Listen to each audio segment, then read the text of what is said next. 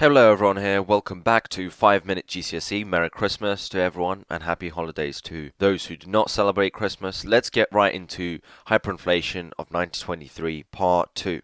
Now let's recap what we talked about last time when we finished off. So by 1923 Germany could not pay its reparations to the Allies, which were set out by the Treaty of Versailles and later clarified in 1921. As a result, French and Belgian troops were sent to the Ruhr to take the valuable goods by force. I just realized I made an error there on the PowerPoint, but never mind. The Weimar government responded to the invasion by encouraging workers to resist passively, but this meant that they had to find the money to pay people to strike. They did this by printing lots of money, which soon created a new problem, and that was the problem of hyperinflation. Now, the strikes dragged on, and so did the money printing, expanding an ever-growing money supply. Now, most people do not do GCSE for economics, but you do not need a knowledge of GCSEs. There is some pretty simple logic here. By August 1923, there were 660 billion marks in circulation. However, as the supply of money increased, the value of the currency fell, pushing up the prices for goods and services. Because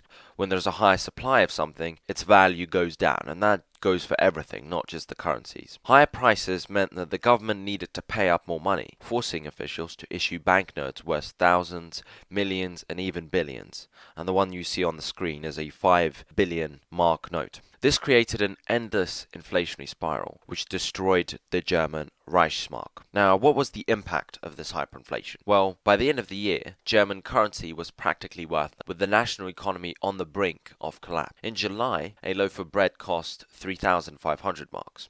But in November, that same loaf would be worth 200 billion. At the peak of the crisis, a 100 trillion Reichsmark banknote was even issued. Companies paid workers wages in the morning because they would have devalued by the evening. Cash was burnt as fuel, and millions resorted to barter as a means of exchange. Barter just means exchanging goods and services without the use of money.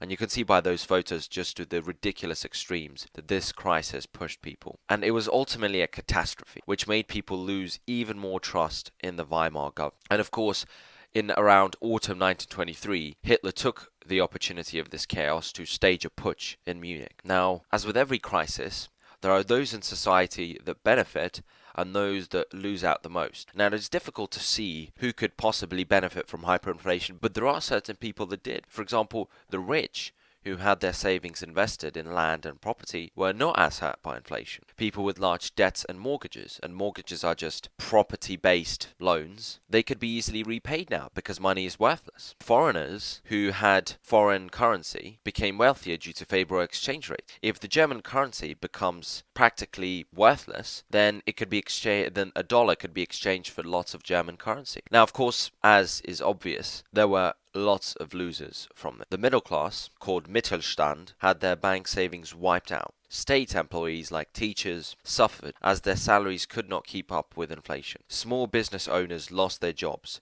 as their companies could not adapt to the instability created by constantly changing prices. The retired elderly on fixed pensions became impoverished, since the same thing with the state employees, their wages simply could not keep up.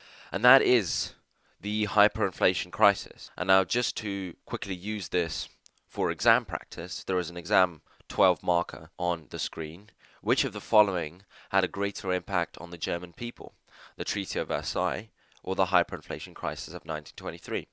Explain your answer with reference to both events.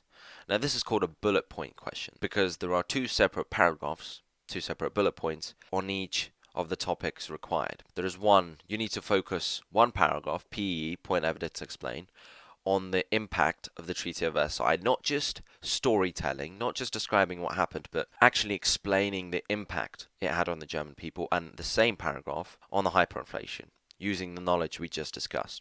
Now, it is preferable, if you want to get the top marks, you should link both factors at the end of paragraph 1. So, for example, link how the Treaty of Versailles could have led to the hyperinflation, for example, with really high reparation. And now, you need to finish all of this answers, very important, with a balanced, justified conclusion that takes both factors into account. So, for example, saying that although the Treaty of Versailles had a great impact, the hyperinflation had a bigger impact because, or the other way around. So, linking both factors, acknowledging both of them, but also having a justified conclusion. Now, that is it for the video. As I've said, happy holidays to everyone, and I will see you in the next one.